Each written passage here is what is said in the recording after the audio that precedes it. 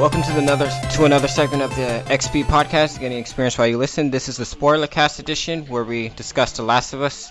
I'm Nick. This is Princey. Jason. George. Hello, guys. So, to start it off, we're going to talk about the Microsoft turnaround. So, what do you guys think about that pertaining to the sudden above face from Microsoft where they took back all of the always-on connect and the internet check-in? Well, I think that the whole fact that they're doing this massive U-turn says a couple of things. Number one, I think it says that they've realized that they've really made a blunder here in the fact that Sony just pretty much ran over them like a freight train at E3, and that now they're piecing it back together by saying, you know what, forget about all that stuff, we're just going to do what we always have in an effort to win back all the people that have gone over to PlayStation. Yeah, I think so because just Microsoft. I believe that it was focused on advertising, so they started by doing lots of advantages, giving a lot of advantages to Xbox One. So yeah, they can take back all the players that have left to another consoles. So yeah, I think that lots of the stuff, and I think that there will be another things that they won't be really in the Xbox One in the real release. So yeah, I think they shouldn't be so hurry if they wouldn't sure of what they were doing. So they would have an official reveal with the real stuff the Xbox One will contain. That's a good point. I actually believe that part of it was because they saw the pre-orders for the PlayStation 4 and realized that if they don't change their policies, they're going to lose a lot of money, which is what I really believe happened. They didn't really listen to the fans. The fans talked with their wallets, and Microsoft heard for once. Yeah, with all the pre-orders, I don't know the full details and ins and outs, but I just remember there was a massive difference between the pre-orders for the PS4 and the Xbox One, and I honestly think that got to them a little bit. Well, yeah, if you're a company, the first thing you want to do is keep fans happy. If fans aren't happy, you don't get money. Upset gamers, but yeah. Yeah, but you don't try to lie on the fans just to get them back. They should have used the real innovative features and not just some things that they weren't 100% sure. Just I don't know why they can't still make it. Technical problems, I don't know. Well, I guess it depends. I mean, I think Joey said it didn't affect him at all. It's just it was the terms of agreement that put him off at first, and then once Microsoft turned it around, that's when everyone jumped back ship. I personally wasn't affected. Oh, no, I was just going to say, were you talking about Joey was saying about the waiving the right for a class action lawsuit? Is that what you were talking about? Yeah. Yeah, I definitely like, I think they're trying to almost bury the E3 and the decisions they're making from that. Yeah. And, yeah, go ahead, George. They really try to get over E3, I think, just be a little more, how we say, unique. They want to be more independent. And I think that Joy was a little agreed with that a little, but it also had his own disagreements, I think, maybe. I believe so, actually. So that was. Oh, wait, here we go. Another thing was, were any of you guys actually truly bothered by the internet check-in thing, or that you had to? You can only lend a game one time, physically? Well, I've said this one time before on one of the podcasts that I certainly think that those aspects, like having to check in once every 24 hours or whatever, is a bit before its time. I could definitely see that happening a few years down the track, but I just think they were a bit too early with it. So it bothered me a little bit, but not as much as, people were playing it up as. I'm a PlayStation user more, but I was looking forward to the Xbox with all the stuff I saw before the turnaround, and I'm quite disappointed. I was waiting for more things. I don't know. Yeah, the internet thing was really interesting. I was quite surprised by Microsoft, but that's just something that will never happen, I think. So you're saying is you were actually more amped to get a 360 Xbox One when they were having the when they had all the things they had, but now. Yeah, yeah. Yeah, just now I don't think it's so worth. I was looking forward to buying Xbox One just only because of these new features. But now I think I'm moving again to PlayStation. Oh, actually, I think you have a point there. Didn't they say they were dropping some of the features due to their turnaround? Yeah,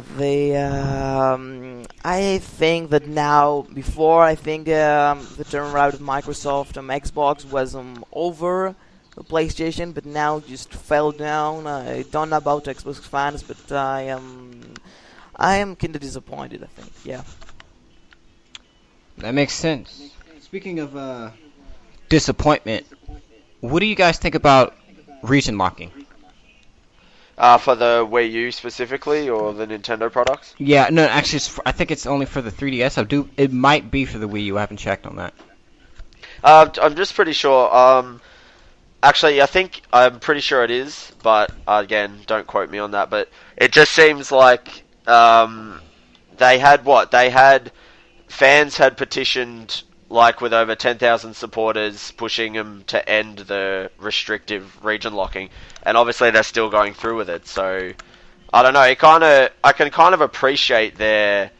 I can both appreciate and disagree with their resistance to do that. Like, they have a vision and they want to stick to it, which is admirable. But I don't know. Everyone else seems to have dropped the region locking, and it's just something that's continuing. But I suppose they're known for that with their franchises and stuff, just continuing on with the same basic concepts. Yeah, actually, now that I think about it, I do believe it was done to stop piracy on the 3DS and Wii U, even though in reality, that's actually what will probably spark it because people will find ways to hack around the region lock and have it region free.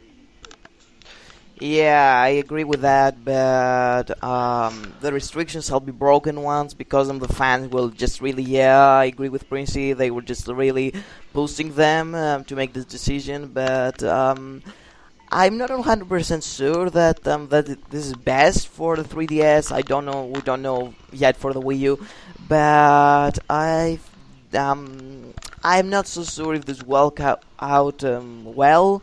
Maybe the fans will be okay, and they will be just fine with the first weeks. But I think problems will just will appear after a while. Yeah, I agree.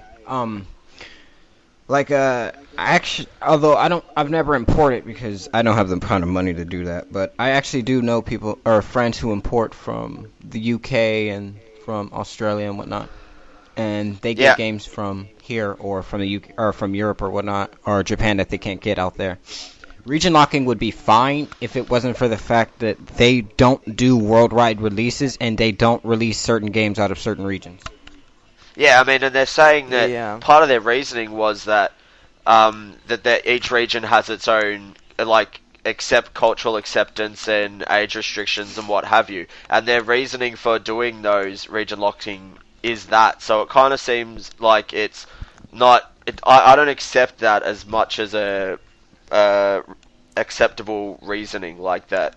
It's just because they're for different regions. Like, I don't know. They just seems like there's an ulterior motive almost there, but I don't know about that. Nah, I don't think that it's so much complicated. I really believe that the decision was just all about just keeping the fans and making together. That's why the region locking appeared. It wasn't something. It wasn't something unexpected. I think we all waited for this. It will happen some time. Yeah, that's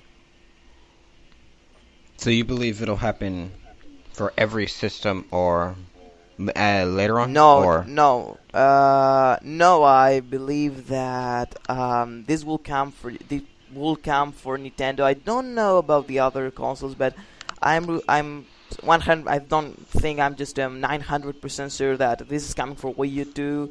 It's something that fans liked it, I think, and it may be fun if it comes to all the Nintendo consoles. Mm. And I just checked actually that the Wii U is region locked. I just looked that up. Oh, okay. Then I was correct. Yeah, right. All right. No. Okay. To be honest, I don't really see the point. I don't really see why everyone is bothered by region lock. I guess it depends on if you travel or if you live in a country where. Not. Go, George. Yeah, I don't think. Yeah, I don't think that everyone is bothered. There are just a small debate between the fans. That's all. I don't think that it's something that has been very hated or really loved. I think that just small debate. Actually, I just thought about something. One of maybe the reason, and this is just a very extreme optimism. I do believe maybe the reason why Nintendo region locked is so they can release every game worldwide. It seems like after the region locking, games have been released. Like the new Pokemon game is actually being released worldwide on the same date, whereas most of the time it's always released at different dates. Do you think that could be one of the beneficial things of region locking? Well, that certainly makes sense. And I mean, what you were saying before about people getting, when they're region free, like I get a lot of my games from the UK actually, but I can see that making sense, and there is a certain kind of, I don't know, an appreciation, I suppose, of fans for people getting them all on the same day at the same time, etc. So no one's left out. So I can see your point there, Nick. Yeah, there may be a point. I really don't know.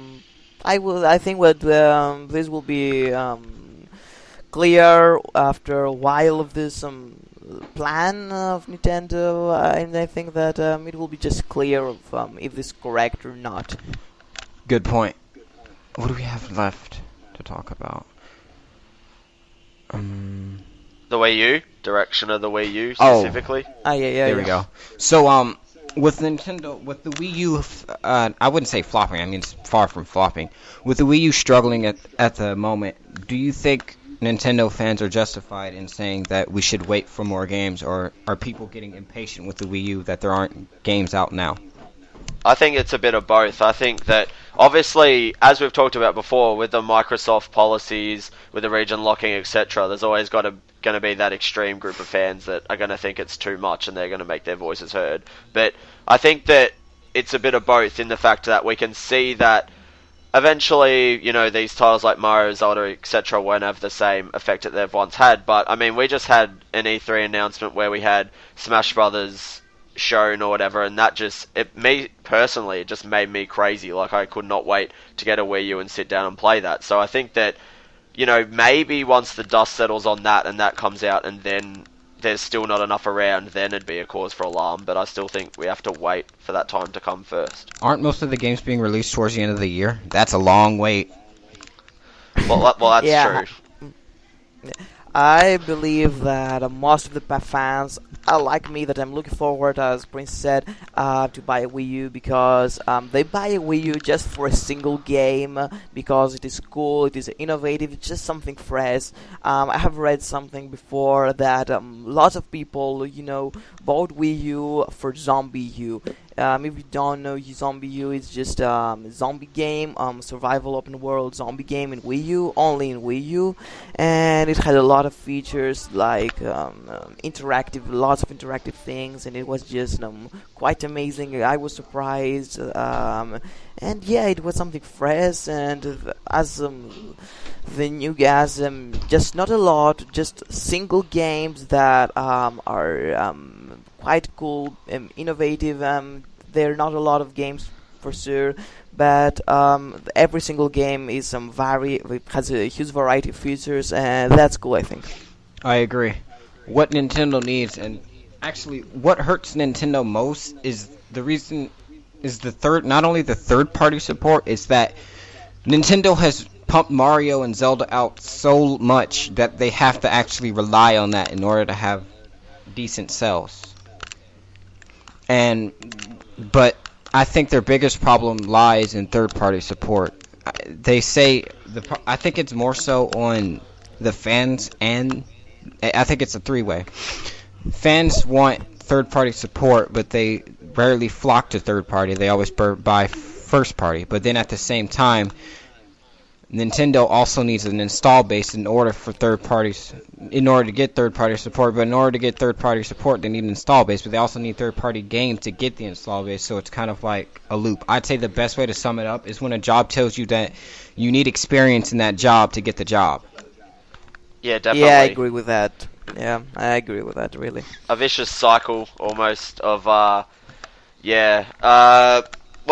if I'm honest, I mean, with my Wii, I really, as well, like, as you said, I have, like, your Donkey Kongs, and I bought Other M, the Metro when it came out, and then other than that, it's just, like, all Mario games. Like, I think I've got one third-party sort of game, and that was only because it was GoldenEye, I think, and that was only coming out on the Wii U at that point. But then when Reloaded came out on PS3, I was like, well, obviously I'd play it on that. So, yeah.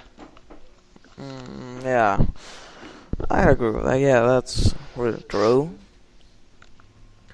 Say that again? Yeah. So are we moving? Oh, moving where? To the next right. subject. Yeah. So me and Nick have played The Last of Us. Nick, what do you think of the characterization or character development of Joel and Ellie? That was, for me, and I said it in the review, which you can read on TXP, that was my main draw card. Like, obviously the environment and all that was really gritty, which I loved, and the story and environment really brings you in, but the evolution almost of Joel and Ellie and their relationship together is what sort of kept me going. Like, I would say in the review that there was a point where I was up at like maybe 3 a.m. at night when I'd work early the next day, and I literally could not put it down. I was getting really emotional during a point of it because of those two. Actually, my take on Joel was at first you kind of sympathize with him, and he's like, oh wow, this father who lost his daughter. You feel for him, and then towards the like in the middle, you feel like he's kind of a dick to everyone. Then after a while, you start to understand. Then towards the end, you're conflicted. Like, what he did, was it justified, or should he be antagonized for it? Well, you certainly... No. Yeah, go ahead, George, go ahead. Oh, yeah, thank you. I haven't played the game, but even when I just saw a playthrough, it was quite emotional. You know, he loses his daughter, and after some years, after a while for the player, he finds another girl that he's like her note in the character. Just I think he's reminded by his daughter. The girl, Ellie, is supposed to be his imaginable daughter. So, yeah, it's quite emotional. And also when... how is the other woman's name? Tess. The one who dies. This is also quite emotional. I was sad when this happened. I think this is all about the characters, the thing, and the emotional part. Also, what I really like the game, I'm looking forward to playing it, but what I really liked was the environment and the layout of all the maps. It wasn't similar to each other, it was all unique and lots of fun to see. Yeah, and what you were saying, actually, Nick, with the ending per se, I think what is really interesting about it, and what really took a lot of people back, because they were like, well, obviously they thought Joel was going to die or Ellie was going to die, they both were going to die, and none of that happened. Yeah. But what they were able to do is, with the ending, you not only, you find out a bit about yourself and other people, what they thought about it, because you get the people that are like, totally justified what Joel did, whatever. They didn't know that there was definitely going to be a cure coming from this, and he obviously Ellie transitions basically into his daughter Sarah. By the end of it, he's carrying them both. He carries them both at a point, and he literally doesn't want to lose someone like he lost Sarah. So you can see the side of other people that were saying, he basically ended humanity humanity's chance by taking her, and I just think you get a bit of self-exploration in it, which I really like, and I was a bit shocked by the ending, but in a good way, But because it made me think about things properly. Yeah, I think that the ending was good because it will be kind of weird. Not it was I was really, I was waiting for someone to die, or Joe or Ellie. But I think when I saw the ending, I think that that was the best ending. Because if Ellie or Joe died, there would be just no point in the game. Now there is just a quite deeper meaning. There is a point in the game, and yeah, the ending just makes sense. Actually, I agree with you, George. I actually believe this is the first game that makes you think Joel isn't a hero. He's an anti-hero. He looks out for himself, and he's selfish, but he does good things for people at the same time. So you can't Yeah, call him a villain because he doesn't kill innocent people. He just fights to survive. And towards the end, I'd say it's hard to call him evil for killing Marlene, sorry. Because at the same time, she was willing to sacrifice Ellie without any question, without thinking, what if the cure goes wrong and it was all for nothing? Whereas Joel, he thought about it, he decided one life, that one life isn't enough to save millions of people. I mean, even with the cure, they're still infected and clickers out there, so you can still die. yeah. Yeah, and I was really surprised If myself that when you break in there to eventually get her back, I like surprised myself in the fact that when you bust in there and there's doctors, like obviously you have to kill the doctor, but a part of me was like how was wanted them to die. Like I was that attached and that emotional about it that I wanted to get her out. So I was quite happy to whatever you'd end up doing, putting the shiv through them or something like that. Like you can see how vicious he got to protect Ellie. Almost, it was just really interesting to watch it I play out. I was actually conflicted. I thought, do I really have to kill the doctors, or can I just not grab her and go? I mean, they were afraid. They didn't even want to do anything. So I mean, I was sort of, I see why he had to do it, but at the same time, it was kind of a douche move. Yeah. So yeah, that's about the story. What else? Oh yeah, I would like to make a question because as I said, I haven't played the game. Are there a lot of weapons during gameplay? Uh, Um, yes, and interaction with items and the environment. yes, in The Last of Us, actually, the environment is your best friend. There's bottles you can use to attract people to a different area to distract them, so you can sneak away.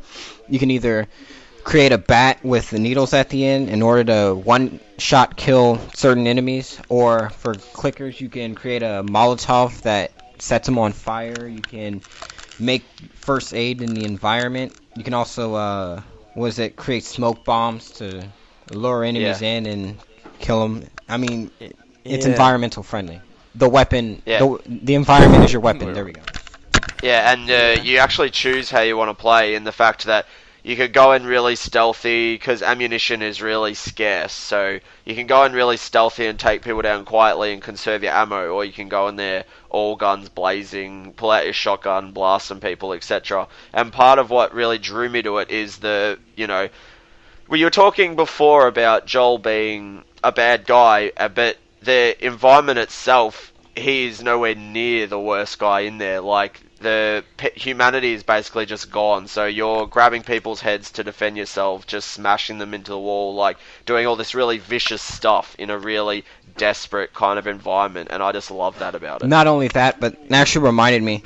I actually thought that the part that really made me grow attached to Ellie and see her as Joel's daughter was when you were in the bar and you had to fight the guy. I don't know what he was. I think he was gonna rape her or something, and that's where you see, like Ellie's bit is where you finally see she's not over sexualized. She's just a normal average girl who fights to protect Yeah. her friend, who's willing to kill others in order to do so.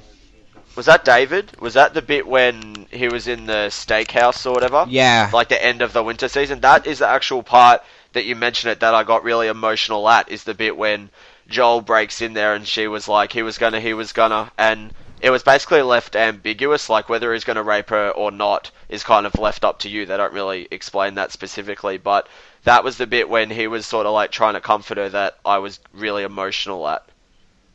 Do you know what I think it will be nice? You may agree with me. Something that I like usually in games, and I would really like it to see in The Last of Us, is choices that, different endings, depending on the choices you make during gameplay. For example, killing someone, or going from there or there, or just doing choices, even controlling the talk with the other, not just a simple cinematic. Yeah, do you agree with that? With different choices and interaction with the dialogue? Oh, you mean like a combination of heavy rain, sort of? And yeah, I could kind of agree with that. Yeah, you can. Yeah, you can tell that. Yeah, that'd be cool. Like in a sequel or something where your actions have consequences. That actually would have probably made the game a little bit more sealing the deal for me. Like if your decision in this game, your decisions really count. I wanted to see like the story reflect that a bit. What about you, Nick? Yeah, it's the big question, isn't it? Like I really enjoyed this game from a linear perspective, in the fact that I didn't have to make choices. It was a story that was already planned out, and I was just on the ride for it. But a lot of other people, like yourself, George, would have loved to have seen the dialogue choice and things like that. But for me, I preferred it more almost that it was a linear experience where I was being taken on a ride. In the first place. All right, here's the bridge. That's our way out of here. Nope. I guess that finishes this segment of the XP podcast. I'm Nick, I'm Keith, and George signing off.